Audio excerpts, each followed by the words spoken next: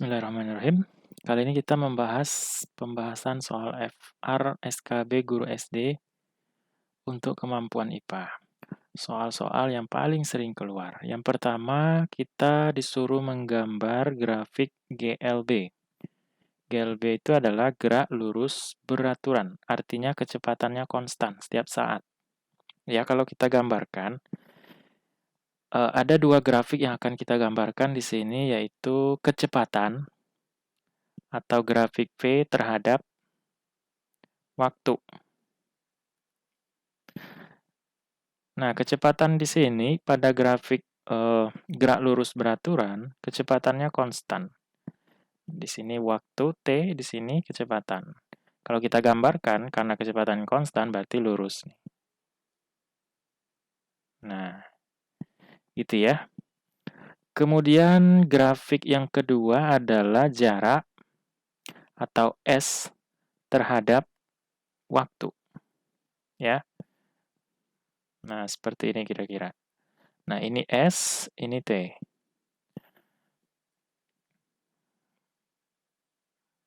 Nah, seperti itu. Ya.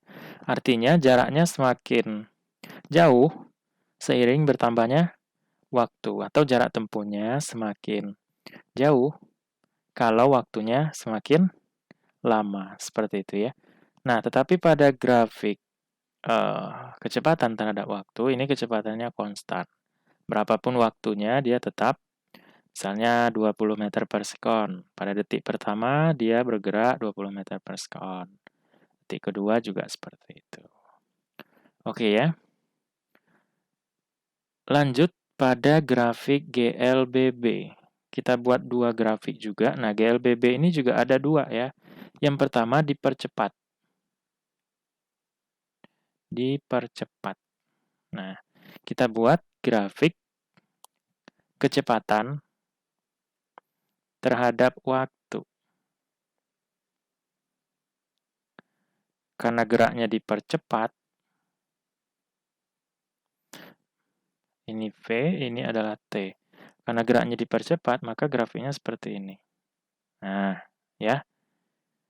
Artinya, kecepatan semakin meningkat seiring bertambahnya waktu. Kemudian, ini kecepatan terhadap waktu, kemudian jarak terhadap waktu. Ini S ya. Kita lambangkan jarak itu dengan S. Waktu adalah T ya.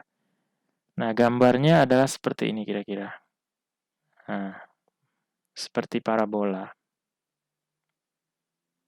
Ya, karena dipercepat, bertambah waktu ya, jaraknya juga semakin nambah, gitu ya.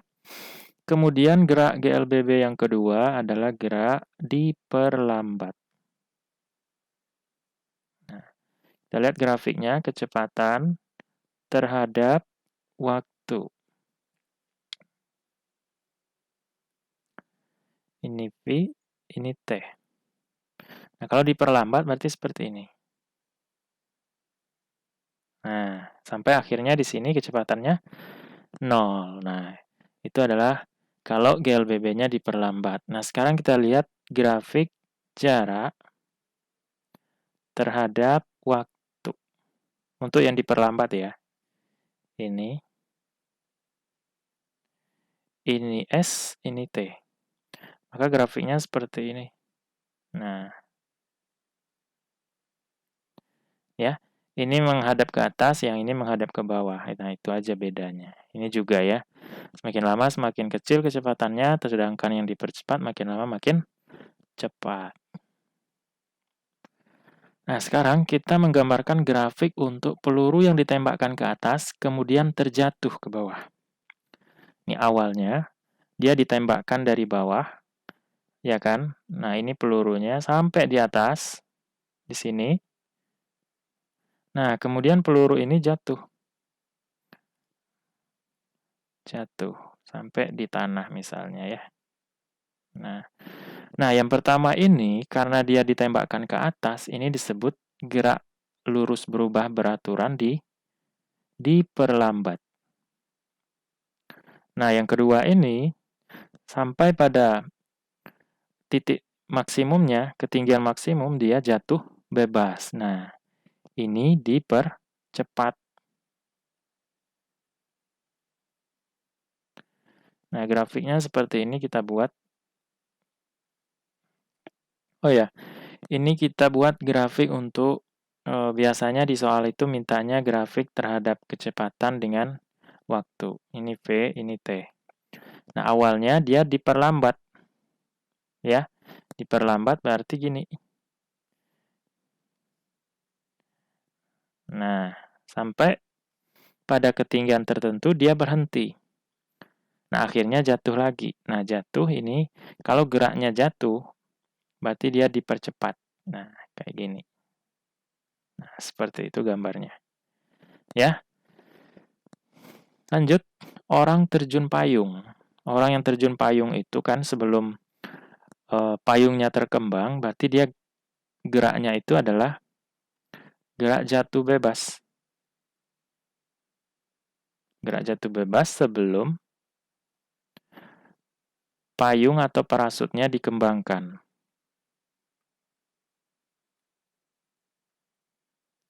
Kemudian setelah parasut atau payung dikembangkan, maka geraknya geraknya jadi ini konstan gitu ya, atau GLB, gerak lurus beraturan. Kalau kita buat grafiknya, kecepatan terhadap waktu. Awalnya dia gerak jatuh bebas, artinya dipercepat. Nah, setelah parasut dikembangkan, geraknya konstan kan? Nah, terhambat gerakannya. Nah, seperti itu. Ini dipercepat ya, GLBB dipercepat. Nah, di sini GLB. Nah, seperti itu. Lanjut, kelapa jatuh dari pohon. Nah, ini adalah bentuk atau contoh dari GLBB dipercepat. Ya, kalau dipercepat, ini V, ini T, berarti gini. Nah, seperti itu. Ini disebut juga gerak jatuh bebas, GJB. Gerak jatuh bebas. Kemudian benda dilempar membentuk sudut. Kalau dilempar berarti seperti ini nih. Tapi dia membentuk sudut. Kalau lurus kan kayak gini ya. Ya kan? Tapi kalau dilempar membentuk sudut, dia membentuk parabola. Nah, seperti itu kira-kira. Ya. Ini artinya, awalnya kalau dia dilempar, nah lama-kelamaan kecepatannya menurun sampai pada titik tertentu atau titik tertingginya kecepatannya 0. Kemudian dia jatuh bebas lagi. Jatuh, nah, sampai kecepatannya 0 di sini. Ya. Kemudian kereta api yang awalnya diam, kemudian berjalan di lintasan rel. Awalnya diam, terus dia berjalan, berarti ada percepatan. Ya kan? Awalnya diam, berarti kecepatannya 0, dipercepat. Ya. Nah, setelah dipercepat, maka gerakannya itu akan dikonstankan. Bergerak dengan kecepatan konstan. Ini GLBB dipercepat. Nah, di sini adalah GLB. Sini GLBB. Ya. Oke, kita teruskan. Yang sering ditanya juga mengenai perubahan fisika. Nah, perubahan fisika adalah perubahan suatu zat yang tidak disertai dengan pembentukan zat yang jenisnya baru. Ya, unsurnya sama. Yang pertama, perubahan fisika itu ada mencair, yaitu peristiwa perubahan wujud zat dari padat menjadi cair dengan mengandalkan energi panas. Contoh, mentega yang dipanaskan akan mencair, ya kan? Atau lilin yang dipanaskan akan meleleh. Unsurnya ini, walaupun terjadi perubahan, tetap sama. Kemudian membeku adalah peristiwa perubahan wujud zat dari cair menjadi padat. Dalam peristiwa ini, zat melepaskan energi panas. Contoh, air yang dimasukkan dalam pembeku atau freezer akan menjadi es batu, ya kan? Atau lelehan lilin yang dibiarkan akan mengeras. Nah, ini kan air yang membeku kan tetap air, ya kan? Bisa dirubah ke seperti bentuk semula. Es bisa menjadi air bisa menjadi es. Nah, unsurnya sama. Kemudian mengkristal adalah peristiwa perubahan wujud zat dari gas menjadi padat. Zat melepaskan energi panasnya. Contoh, berubahnya uap di udara menjadi salju. Kemudian yang terakhir menguap, yaitu peristiwa perubahan wujud zat dari cair menjadi gas. Peristiwa ini memerlukan energi panas. Contoh, baju basah yang dijemur di bawah sinar matahari akan menjadi kering, atau air yang direbus dan dibiarkan mendidih lama akan berkurang kuantitasnya karena menguap menjadi gas. Kemudian perubahan kimia adalah perubahan suatu zat yang menghasilkan zat baru. Perubahan kimia ini bersifat permanen, yang artinya zat hasil terbentuknya tidak dapat diubah lagi menjadi zat asalnya. Contoh, kertas yang terbakar, petasan yang meledak, singkong menjadi tape, kemudian besi berkarat, dan pembusukan makanan. Lanjut, mengenai gerhana matahari terjadi ketika posisi bulan terletak di antara bumi dan matahari, sehingga terlihat menutup sebagian atau seluruh cahaya matahari di langit bumi. Ya. Seterusnya ada mengenai gerhana bulan terjadi saat atau keseluruhan penampang bulan tertutup oleh bayangan bumi. Itu terjadi jika bumi berada di antara matahari, ini bumi, ini matahari, dan bulan pada satu garis lurus yang sama sehingga sinar matahari tidak dapat mencapai bulan sebab terhalangi oleh bumi. Nah, ini ada gerhana, bulan purnama, dia tidak terhalang oleh ini, ya, cahaya matahari tidak terhalang oleh bumi sehingga ini sinarnya sangat terang. Kemudian gerhana penumbra di sini.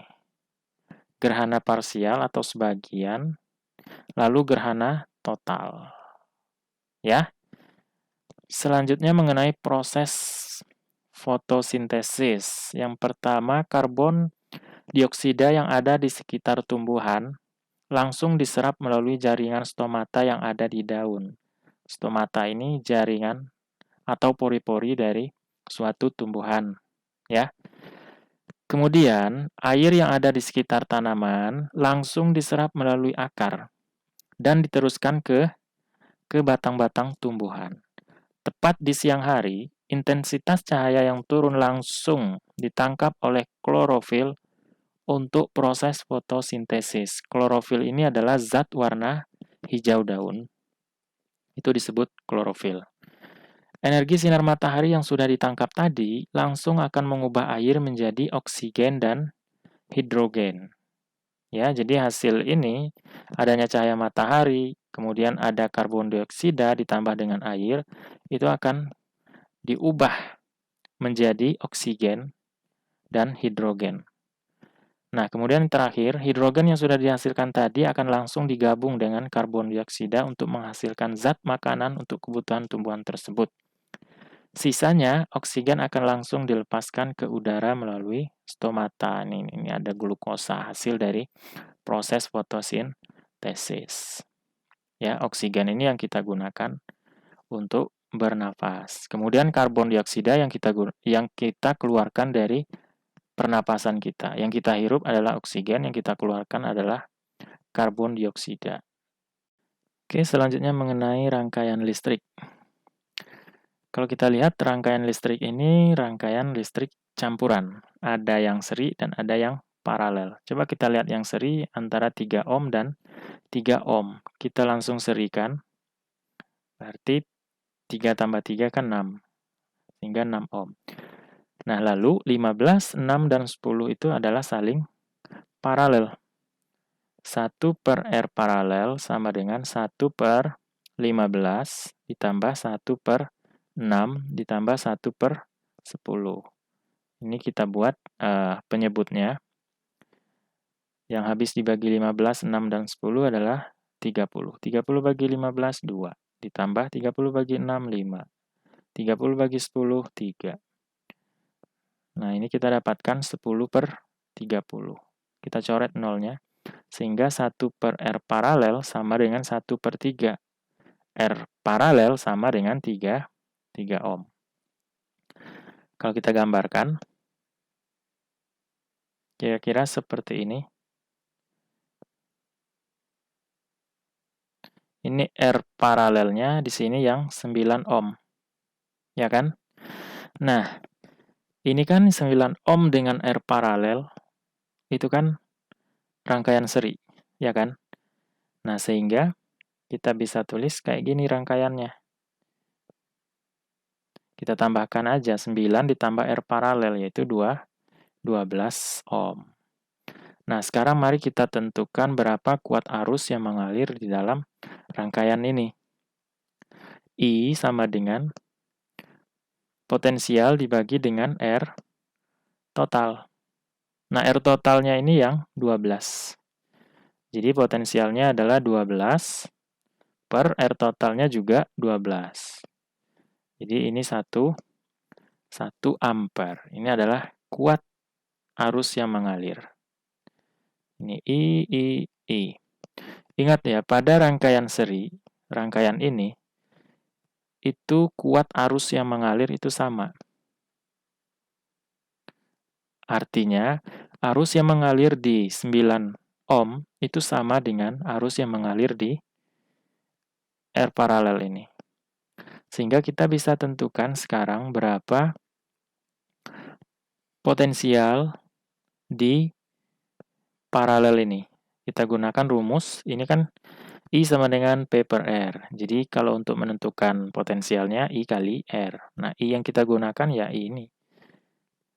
Karena kita ingin mengetahui potensial di paralel ini, berarti kita gunakan ini, hambatan di rangkaian paralel. Jadi I-nya berapa tadi? 1 ampere.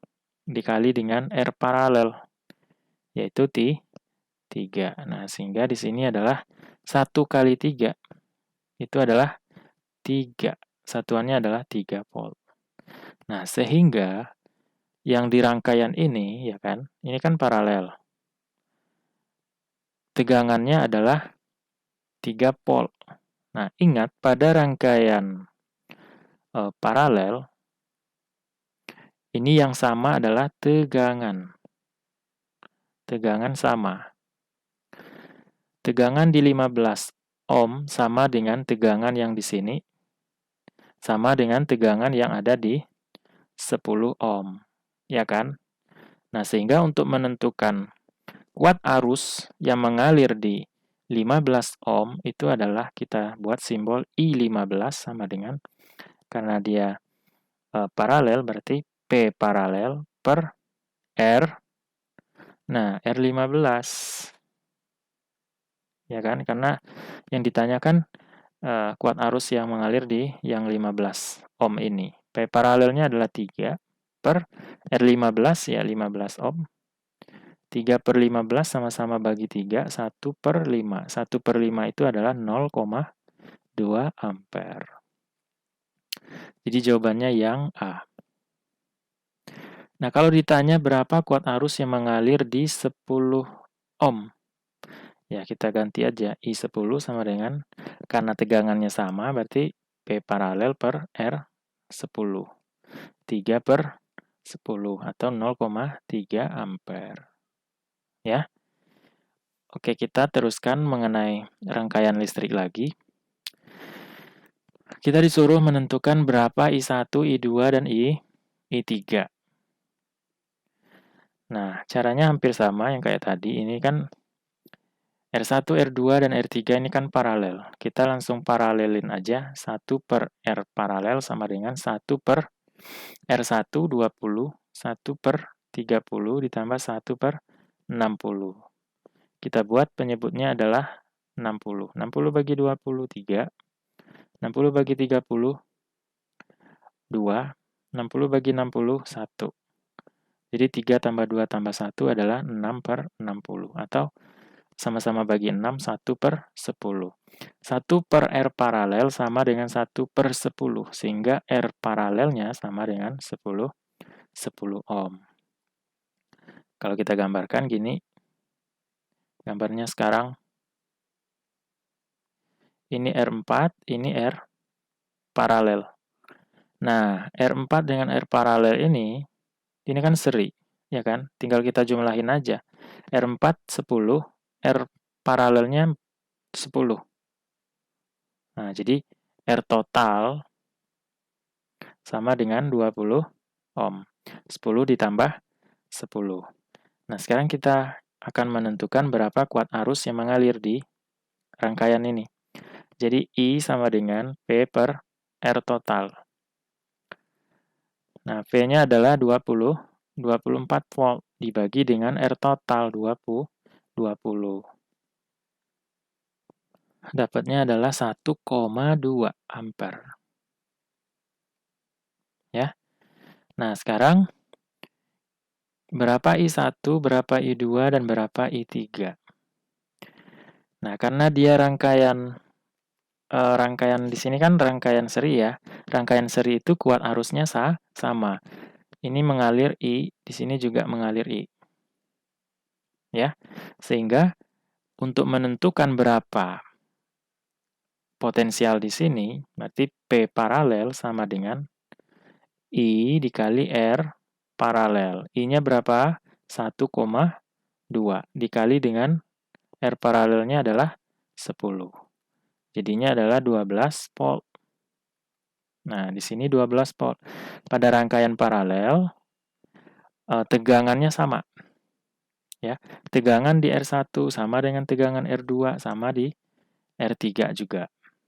Sehingga untuk menentukan masing-masing arus listrik, I1 sama dengan P paralel per R1. P paralelnya adalah 12 per 20 sama dengan 0,6 ampere. I2 P paralel per R2. 12 per 30. 0,4 ampere. I3 sama dengan P paralel per R3. 12 per 60.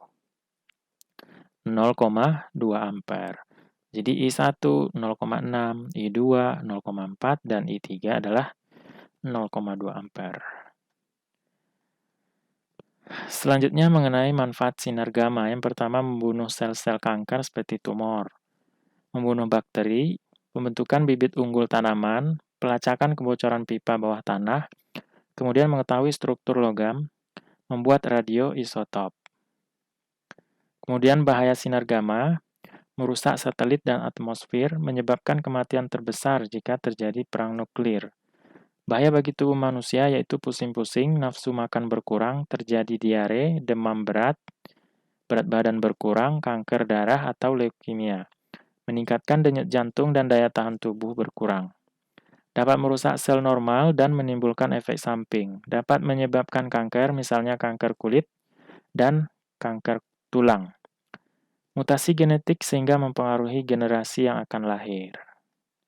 Selanjutnya, akibat adanya rotasi bumi, yang pertama terjadinya siang dan malam, kedua gerak semu harian matahari, ketiga perbedaan waktu, keempat perbedaan percepatan gravitasi bumi, dan yang kelima pembelokan arah arus laut. Selanjutnya, revolusi bulan adalah pergerakan bulan dalam mengelilingi bumi. Adapun akibat dari revolusi bulan adalah sebagai berikut. Terjadinya perubahan jumlah hari pada kalender Hijriah, terjadinya pasang surut air laut, terjadinya fase bulan dan pergerakannya, terjadinya fenomena gerhana bulan, terjadinya fenomena gerhana matahari. Kemudian, yang terakhir, kelompok planet dalam adalah Merkurius, Venus, Bumi, dan Mars. Planet-planet ini posisinya paling dekat dengan matahari, makanya disebut dengan planet dalam. Sedangkan kelompok planet luar adalah Jupiter, Saturnus, Uranus, dan Neptunus. Planet-planet ini letaknya jauh dari matahari sehingga dia disebut planet luar. Oke, cukup sekian dulu pertemuan kita pada kesempatan kali ini. Semoga bermanfaat. Wassalamualaikum warahmatullahi wabarakatuh.